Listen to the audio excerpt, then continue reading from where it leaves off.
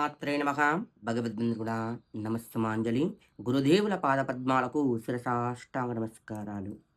8వ తారీఖు 7వ నెల 2026 బుధవారం అష్టమి. ఈ అష్టమి అనేది చాలా చాలా ప్రత్యేకమైనది. ప్రతి నెలలో కూడా 2 అష్టములు వస్తూ ఉంటాయి. కృష్ణపక్షంలో శుక్లపక్షంలో ఒకటి 2 అష్టములు వస్తూ ఉంటాయన్నమాట. అష్టమిలు అనేది 7 అష్టములు ఖచ్చితంగా భైరవునికి, కాలభైరవునికి పూజించడం, కూష్మాండ దీపం పెట్టడం, కాకరకాయ దీపం పెట్టడం, కొబ్బరి దీపం పెట్టడం, గనక మామూలుగా స్వామివారికి తమలపాకులతో అర్చించుకోవడం, తెల్ల జిల్లెడు పువ్వులు సమర్పించడం, ఇలా చేశారనుకో, ఎవరో ఏదో సమస్యతోని ప్రతి ఒక్కరం బాధపడుతూనే ఉన్నాము గృహం నందు. సంతానంతోని గానీ, డబ్బుతో గానీ, ఇరుగు పొరుగుతో కానీ, లేకుంటే గనుక ఆస్తి తగాస్తులు కానీ, ఎవరో ఏదో ఈ విషయంలో బాధపడుతూనే ఉన్నాము.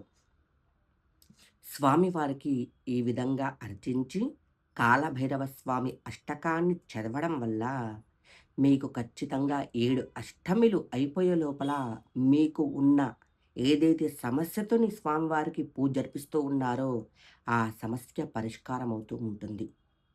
అంతేకాకుండా నెగెటివ్ ఎనర్జీతోని చాలా చాలా మంది బాధపడిపోతూ ఉన్నారు. ఆరోగ్యం బాగలేక లేకుంటే హాస్పిటల్‌కెళ్ళినా గూడా ఎలాంటిదేమీ లేదు. బయట నుండి బ్లాక్ మ్యాజిక్ అని జెప్పి ఏదో ఒక విధంగా బాధపడుతూనే ఉన్నారు.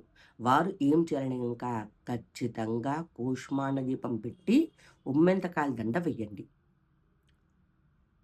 ఎవరైతే యజమాని స్థానంలో యజమాని ఉంటారో, పురుషులు ఉంటారో వారు మాత్రమే కూష్మాండాన్ని కట్ చేసి, గుమ్మడికాయని కట్ చేసి దీపం పెట్టాలి. గుమ్మడికాయ అనేది చాలా చాలా ప్రత్యేకమైంది. ఈ గుమ్మడికాయ దీపం పెట్టడం వల్ల మీకు ఎలాంటి నెగెటివ్ ఎనర్జీ ఉన్నా ఎప్పుడైతే వెలుగుతూ ఉంటుందో, ఆ నెగెటివ్ ఎనర్జీ కూడా తెలుసా మొత్తం కాలిపోతూ ఉంటుందన్నమాట. కావున అందరూ ఆనందంగా ఉండాలని మనసా వాచా కర్మణ ధ్యానిస్తూ ఉన్నాను. శ్రీమాత్రే నమః.